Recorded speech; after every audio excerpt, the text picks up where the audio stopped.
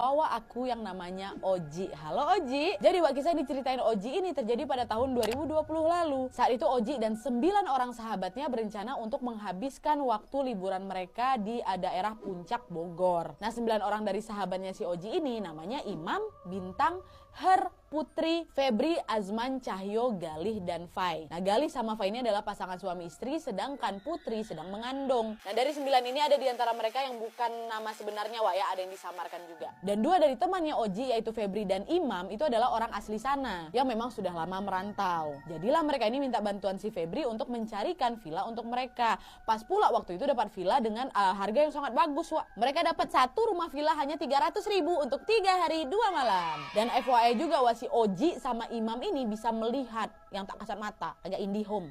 Oke, Oji sama Imam ya. Nah pas hari H berangkatlah Wak mereka naik motor. Mulai jalan jam 10 malam setelah semuanya selesai pulang kerja. Di perjalanan menuju ke villa mereka ini harus melewati jalanan menanjak curam Wak, dengan kondisi jalanan yang juga nggak terlalu bagus. Dan entah kenapa di tengah perjalanan Oji ini sebenarnya udah ngerasa ada perasaan yang nggak enak gitu, kayak ada yang menjanggal lah gitu di hatinya. Tapi memang nggak dihiraukan kali sama dia pertama-tamanya. Dan pas lagi ngerasain sesuatu yang mengganjal ini, tiba-tiba Oji dan beberapa teman-temannya melihat ada sosok pria lagi jalan kaki di sebelah motor mereka kan. Tengok sama mereka, nampak lawak kalau ternyata wajah pria itu hancur sebelah. Semua refleks pada langsung istighfar semua. Astagfirullahaladzim. Sambil tetap ngegas itu Wak.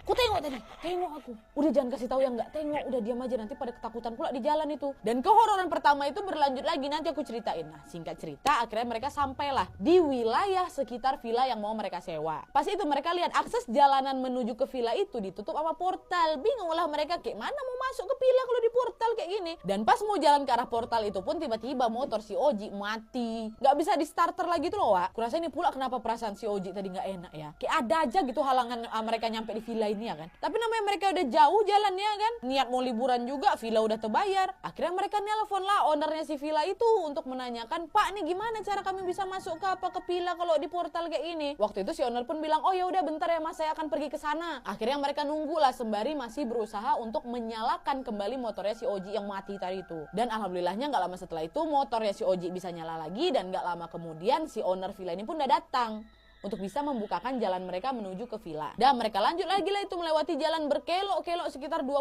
menit lamanya Wak. Sampai akhirnya mereka sampailah ke villa yang dituju. Nah anehnya Wak, mereka ini kan jalan pakai 5 motor. Jadi masing-masing kan boncengan berdua gitu ya kan. Waktu si Oji ini belok ke kiri masuk ke halaman villa, 4 motor kawan di belakang ini malah nggak tengok si Oji ini belok kiri. Jadi memang sempat 4 kawannya si Oji ini entah malah jalan lurus tak kemana-mana. Oji lihat kan, kemana mereka? Kira disusul lagi sama si Oji. Woi salah jalan.